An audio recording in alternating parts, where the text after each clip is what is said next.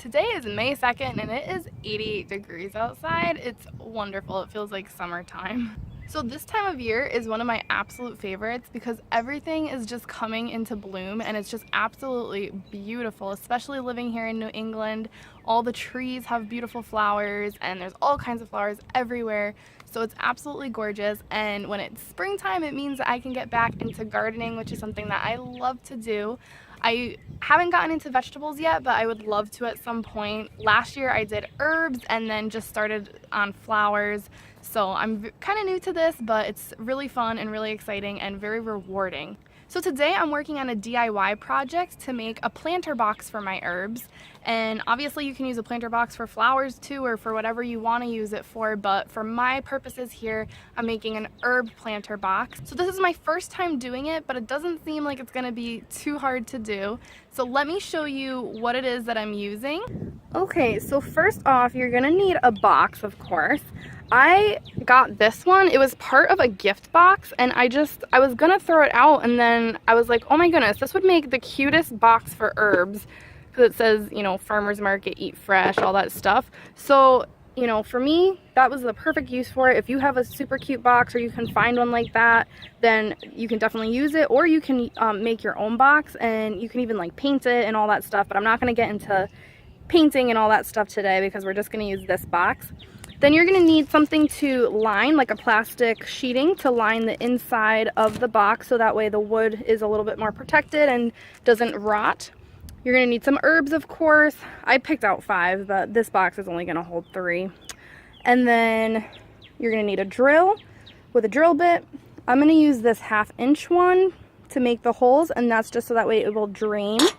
And then you're going to need some potting soil. And I picked up this one. It's a Miracle Grow seed starting potting mix. So that's all you're going to need. So not too much. Alright, so first we're going to drill a few holes into the bottom just so that way the water can drain out and not get trapped. If for some reason you don't have a drill, what you can do is fill the bottom with about 3-inch layer of stone or rocks to help with the drainage of the water, so that way it's not all just sitting into the roots of the plants, because that will kill them and they will not do well if they're just kind of sitting in stagnant water. So you could put rocks instead of drilling, but I'm going to drill into this box, and I've already applied my 1/2-inch drill bit.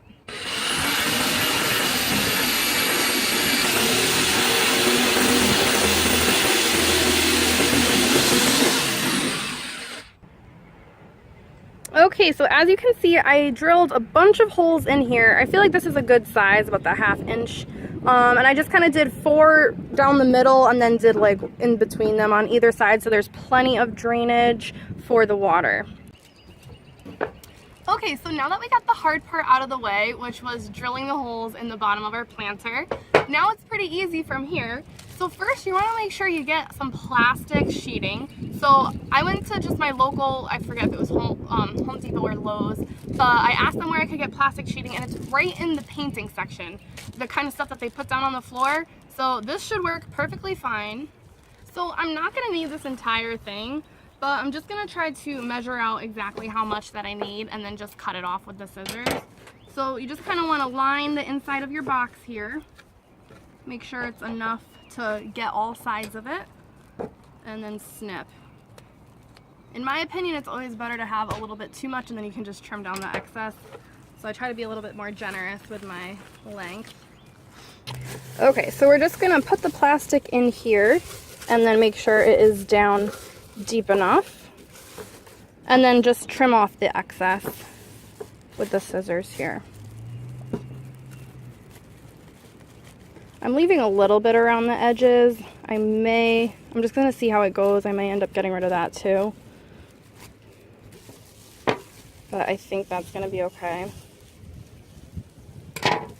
The wind is not helping today. Okay, so I added a little bit more soil because my herbs seemed a little bit low. That's much better. So yeah, I would fill it up about 3/4 of the way. That's what I did, and that seems to be a better amount.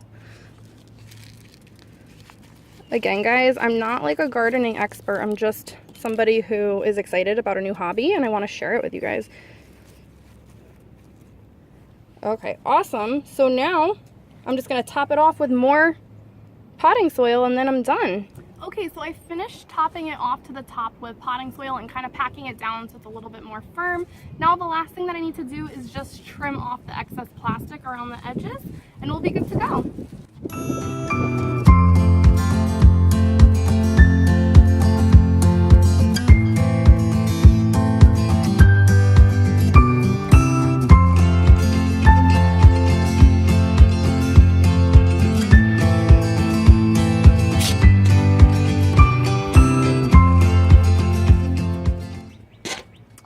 So there you have it. It's all finished. That really wasn't that hard to do and really didn't take much time at all.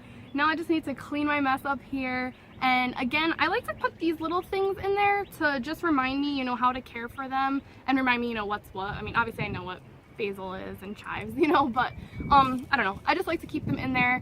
So if you do herbs, make sure that you do follow the instructions and make sure you're watering them and fertilizing them as needed. Another really good tip for you guys, especially if you're going to be keeping your planter on like a wooden deck or something like that, is to get some pot feet. I didn't do that for this project, but it's not that hard to do. You can just get little wooden blocks and attach them, or even just like something and set it up on top, just so that way it's not draining all onto your wooden deck. So I would suggest that if you're going to be keeping it like on top of your deck, just put something to elevate it a little bit so that way the water doesn't stain your deck.